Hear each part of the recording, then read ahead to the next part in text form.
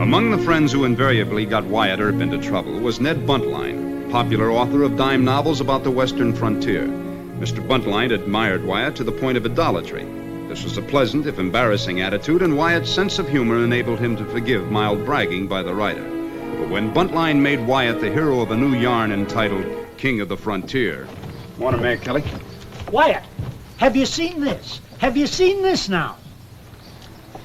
Let's see. King of the Frontier by Ned Buntline. Buntline sure turns him out, doesn't he? Yeah, but that's your picture. He's made you the hero. You're King of the Frontier. Oh, no. Yeah, he's got you bulldogging steers. He's got you riding a loco bronc, winning a horse race, and a chuck wagon race, and that ain't all. Oh, what else do I do? You shoot it out with a man at 100 yards. He uses a rifle, and you use your buntline. Who gets killed? The man with the Winchester. You should sue him. He's made a plumb fool out of you. And worse than that, you deliberately kill a man. Just keep your shirt on, Mayor Kelly. Buntline's readers know him by now, and if any of them ask me about it, I'll swear I didn't do it. What? Cross my heart. And little did Tex, the killer, realize what he must face. But he had never seen the awesome Buntline special. All right. This weapon was more than a match for Tex's Winchester at any range up to 500 yards. Mr. Gibbs.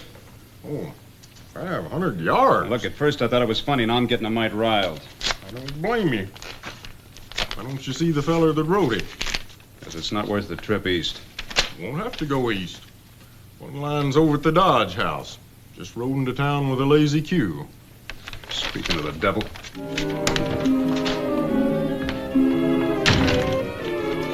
And a little bit of breakfast, too. Right, boss? Right. There you are, Miles. You're good company, Ned. And you sure put Wyatt Earp on the spot. Wyatt? Why, he's a very dear friend of mine. As a matter of fact, as soon as we have a little spot of breakfast, I shall go over and pay him a visit. Now, he ain't as good as you say he is. Now, Miles, you're my host. I came out here to see a cattle drive firsthand, but I won't hear a word against Wyatt. Everything I wrote about him is gospel truth. You can't do half the things you got him doing in that book. You want to bet? Sure. $5,000.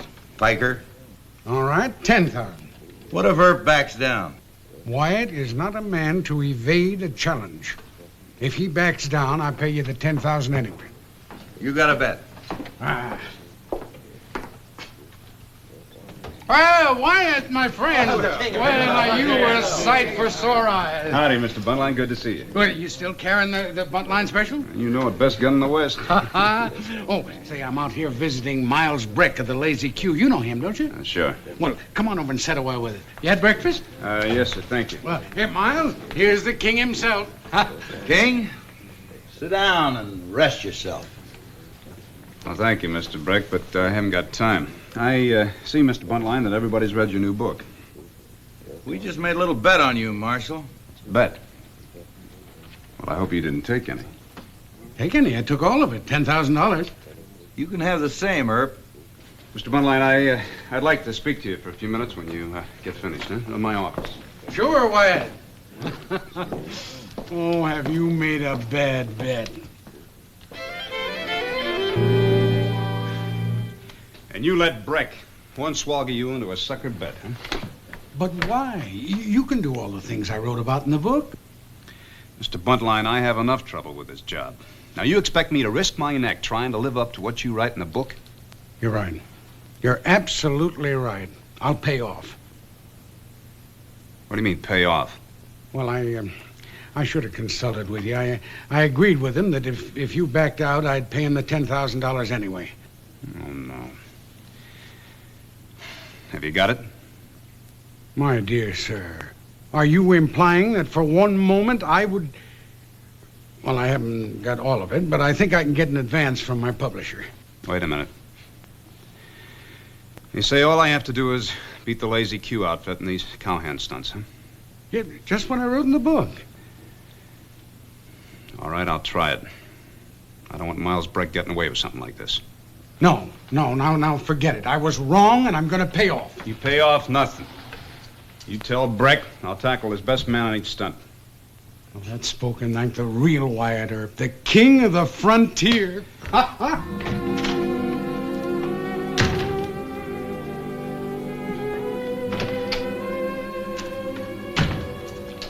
The lazy Q's are a bragging there's been 10,000 bet on you. Everything that idiot wrote in that book you got to make good? Just the cow-hand stunts. Can you rope and tie a calf or bulldog a steer? Well, my brothers and I played around with them back in Illinois. How about riding a loco bronc? Well, I could get my neck busted. Look, Mr. Buntline cornered me. Now, if I back out of this childish nonsense, all the cowhands will start taking pot shots at me. Won't the men of this country ever grow up? Most of them, in time. But there's one thing that's already growed up in them. Yeah? Courage, Wyatt. A man can be backwards and stupid out here, but he's got to be brave.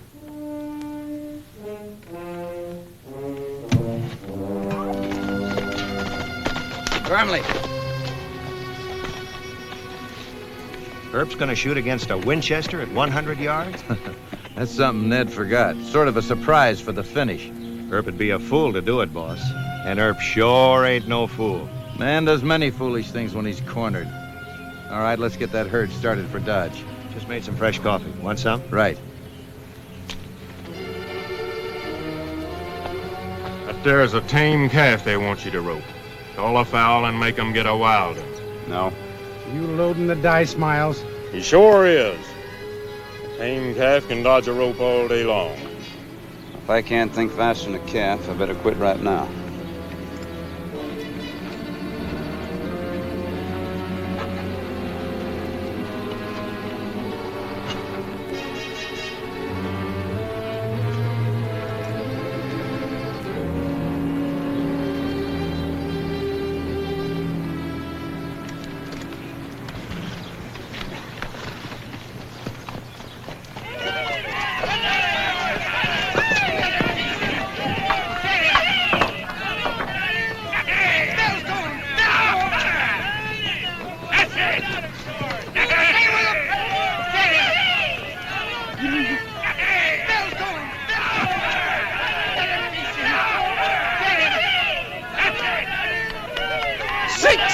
Seconds. Good boy, Wyatt. Come on, your turn, Miles. We concede on the calf. Hey, Ricky, get set for the bulldogging. Wonderful, Wyatt. Did you hear me? 16 seconds. I heard you.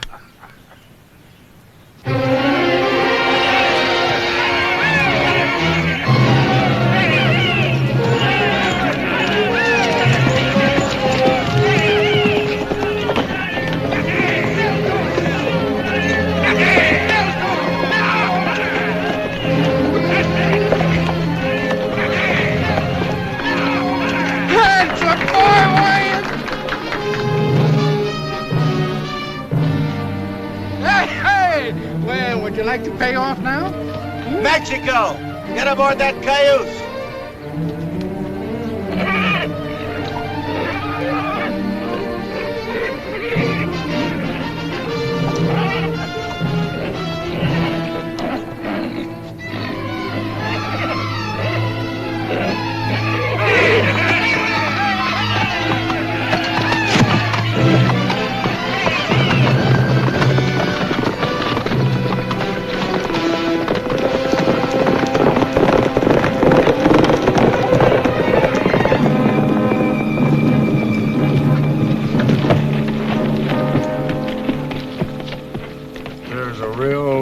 Bronc, Wyatt. Stay off him, you're still ahead. Well, I never knew such ferocious horses existed. All right, we'll call it a tie. No. Take the twitch off him. He's gonna pull and stomp you. Take that bridle off him. You've got to put him in the chute first. And what's wrong with that bridle? Horses don't like spade bits. I'll do it myself. Here.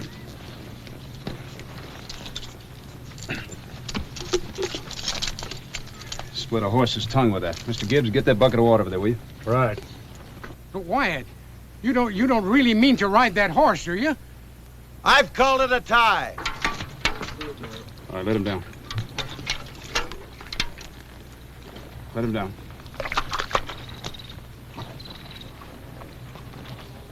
Come in and grab this here.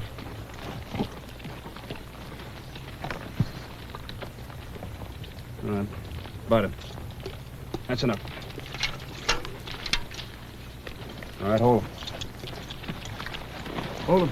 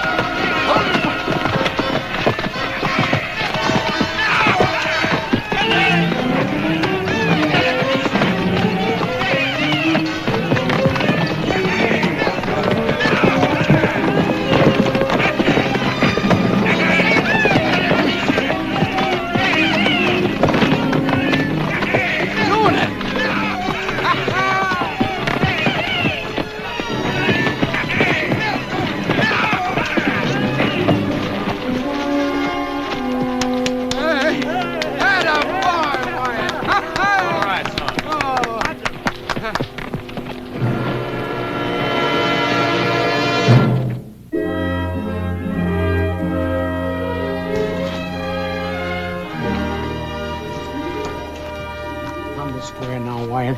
Did you give that bucking horse opium? No, sir. Well, then, how did you tame him? Well, sir, actually, a horse is not too difficult to tame.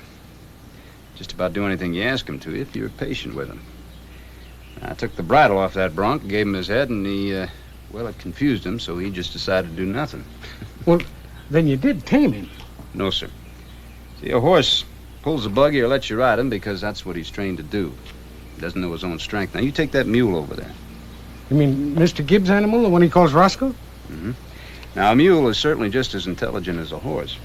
Yeah, well, now, Roscoe's tame, and he's obedient, and he works cheerfully. I'll bet you he does. Well, let's ask Mr. Gibbs. Mr. Gibbs? Huh? Oh, ready in a minute, Wyatt. I want you to explain to Mr. Buntline here why Roscoe there works for you. Now, he is tame and loyal, isn't he? This mule?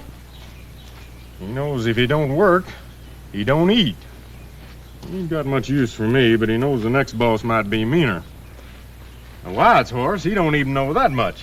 I've seen him shy at a piece of paper and try to run smack into a barbed wire fence. Oh, if I told my readers that. Time for the race. I don't think you've ever driven a chuck wagon, and I aim to prove it for $10,000. Oh, now, why don't you give up, huh? Get it on the line, Earp.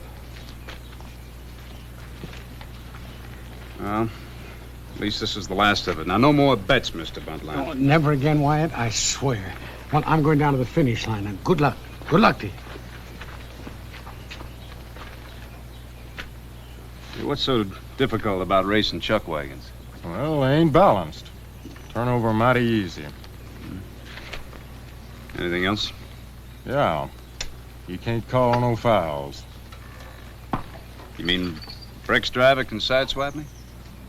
Well, that's why I put Roscoe on the near side. Because he can bump and he can bite.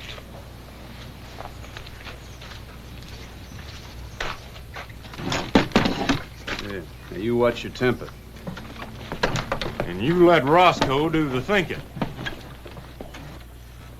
He ain't been putting no books, but he's drugged chuck wagons through lots of races. All right, get on your marks. Wait a minute. Don't...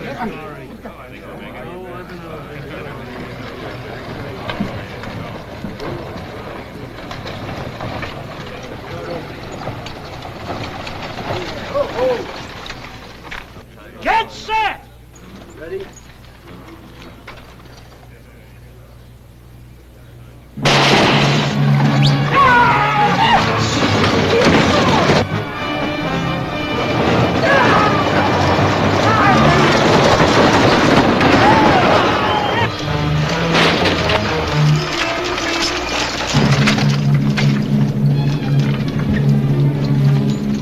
Earp done that on purpose. It's that mule. Your driver tried to break Roscoe's leg. Now listen, this is a race, not a fight. Now shut up and race. Come on, boys, pull that wheel over here. Why don't you watch that old mule? I don't know whether it's him or you. You that Roscoe? He's kind of an ornery fella, ain't he, huh? Come on, get him. All right, are you all free? Pull the back end out a little more. Come on, boys. Are you free? Yeah. All right, now.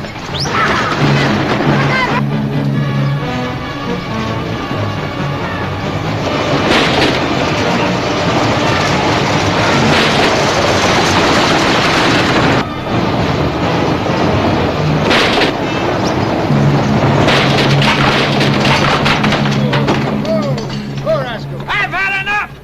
I quit. Give me a gun. I'll fix that mule. You ain't gonna fix nothing. You just sit there and hush up. Mr. Gibbs? Yes, sir. Take Roscoe and my horse over the stable. Scared? Your man quit and he showed good sense.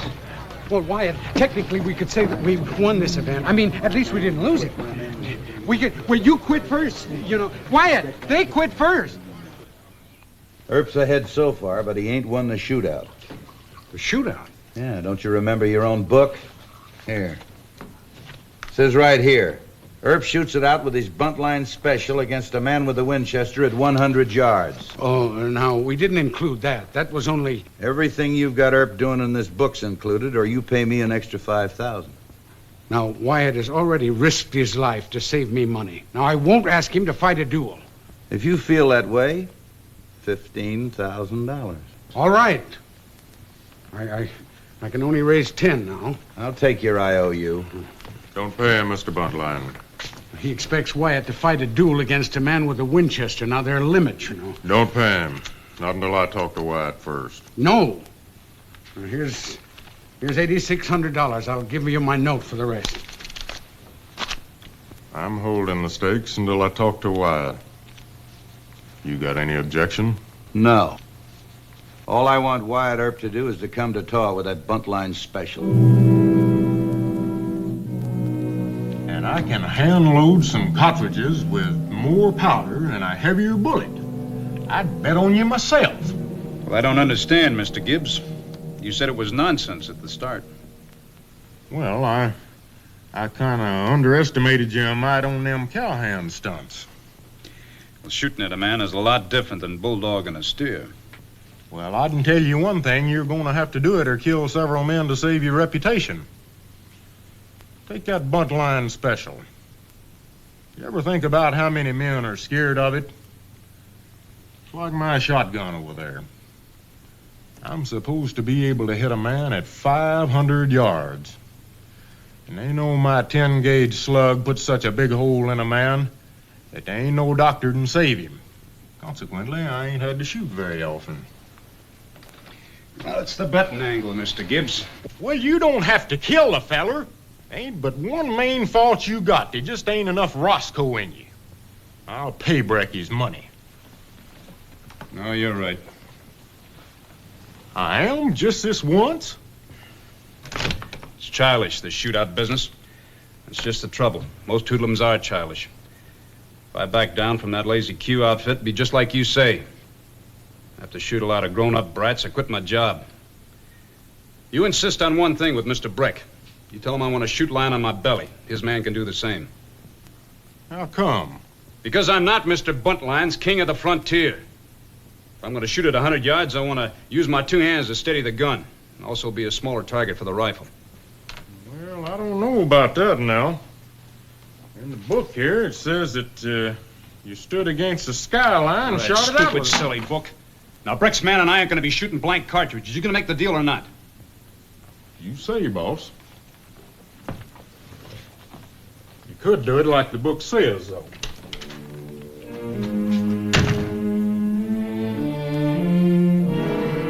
Let him have it his way, boss. Laying down on my stomach is better for me. I know, but the book says... All right, you shoot the Winchester. Relax. Tell Earp we agreed.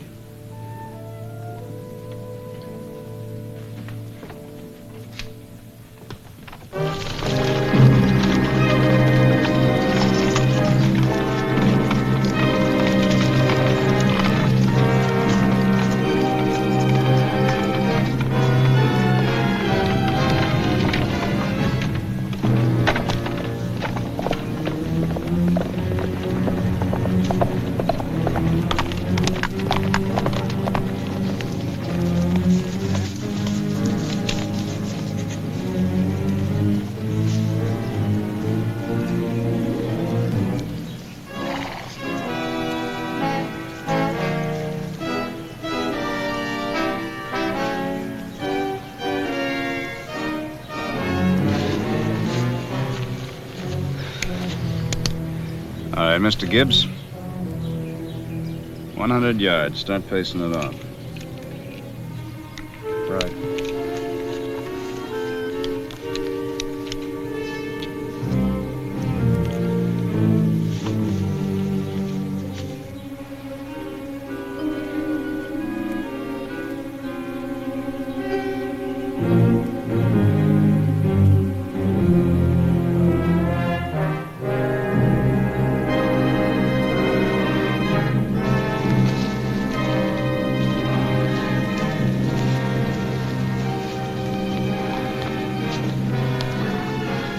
Take your time and make that first shot count. Don't worry, boss. I'll get him.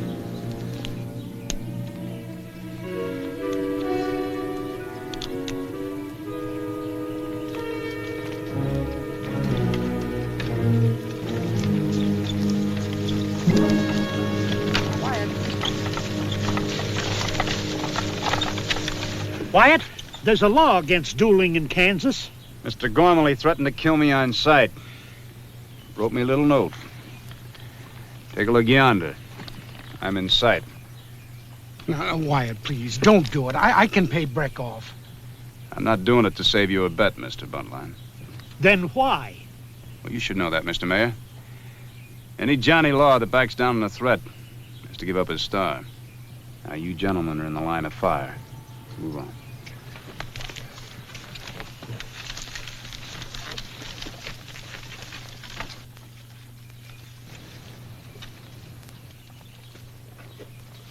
I'll fire one shot.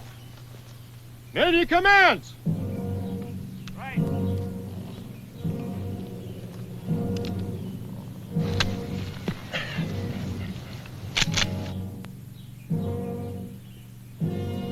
I'm set.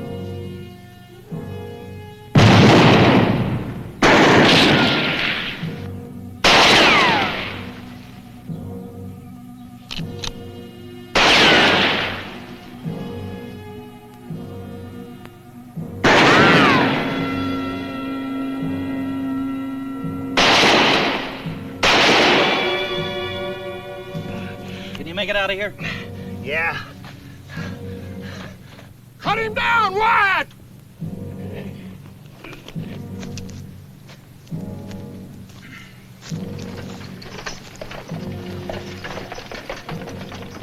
Here you are, Mr. Buntline. 2 cartridges left. Want to try your hand? Oh, Wyatt,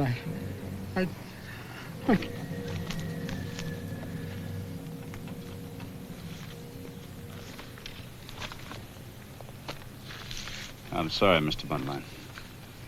I shouldn't have said that to a friend.